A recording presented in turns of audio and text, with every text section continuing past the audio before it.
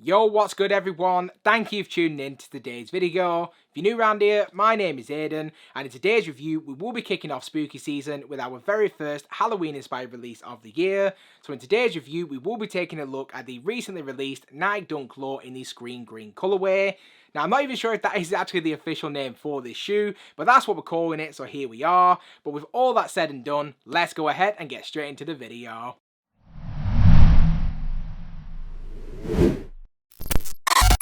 So before we go ahead and actually take a look at the shoes, just like we always do, let's just start off with the packaging. And unfortunately, it is just that pretty boring, bog standard, ordinary Nike red sportswear box. You've seen one, you've seen them all, you've seen this one.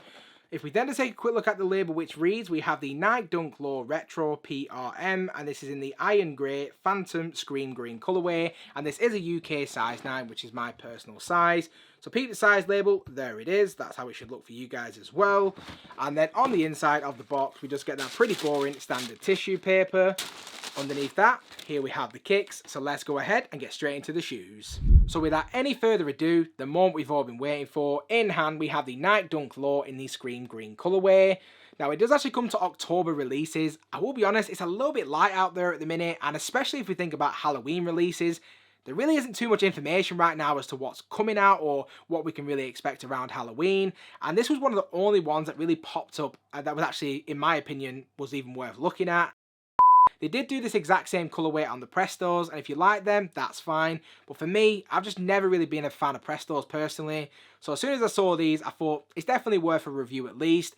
But outside of that, there's really not a lot going on at the minute. So if you yourself are looking for that Halloween pickup and you've stumbled across my video for the very first time, in this review, I'm going to tell you everything that you need to know from materials through to sizing. So by the end of this video, you can decide if maybe this is something that you're going to be rocking this Halloween.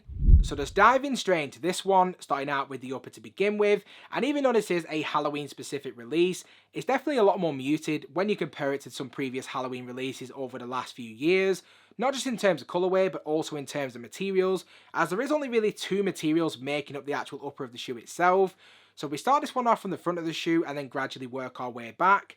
So at the base of the shoe, we do have your pretty standard flat iron grey leather.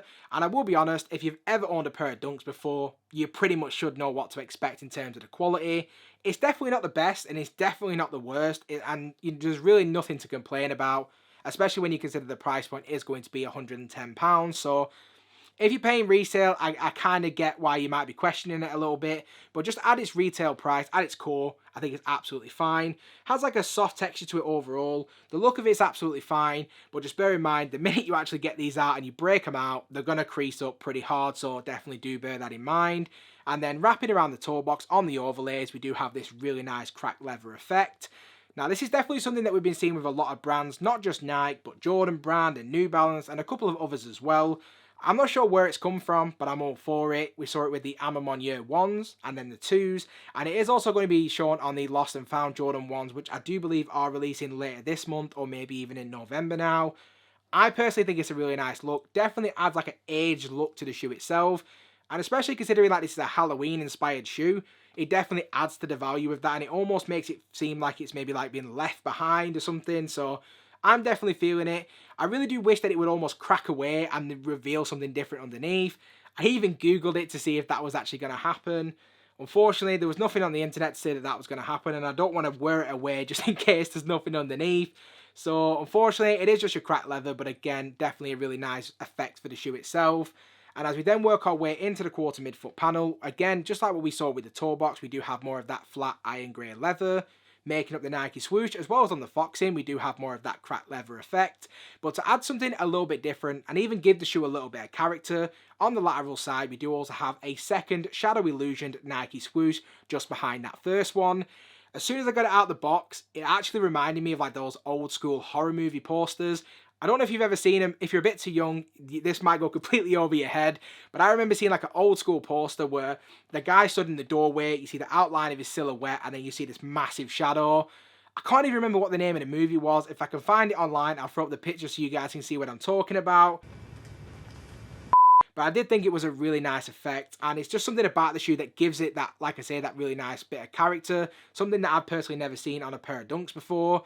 And the same can be said when we come to the heel as well, as on the heel, again, we do see that Nike branding, but just above it, we do have like a shadow effect. So if you like that, like me, you're going to absolutely love these. But again, just something a little bit different to kind of break away from the norm. And then when it does actually come to the lacing options for this one, we just get those pretty standard flat iron grey laces. We don't get any additional sets of laces for this one. So if you did want to do a lace swap to kind of, add something a little bit different, maybe to match up with what we see on the outsole, I think that might actually work, but I'm too lazy for all that, so I'm going to leave it exactly as it is. And then beneath the lace themselves, we do have more of the iron grey colour on this nylon tongue. At the top of the tongue, we then have that Nike branding with the Nike swoosh. And for me, it's giving off Stranger Things vibes. The font is very similar. I've never even seen the show, but as soon as I saw it, first thing I thought about was Stranger Things, so make of that what you will. And then as we do work our way onto the inside of the shoe, we then have a really nice pop of colour with this green insole. And again, just like what we saw with the tongue, we do see that Nike branding along with the Nike swoosh as well. Very nice indeed. And then just to close us out in terms of the details, as we work our way onto the midsole, we just have your pretty standard Dunk midsole, and it has been done in that very nice white colour to add a nice pop of contrast. And as we then work our way onto the outsole, this for me is actually my favourite thing about the entire shoe, as it's been done in that very vibrant scream green colour, and it almost looks like it's a regrind material as there is a slight speckling to it. Overall, definitely adds the vibrancy to the shoe that it definitely does need, and I think it matches up really well with the insole as well, so overall, a really, really nice look. Now, when it does come to the overall sizing for these, I just go true to size with a UK size 9.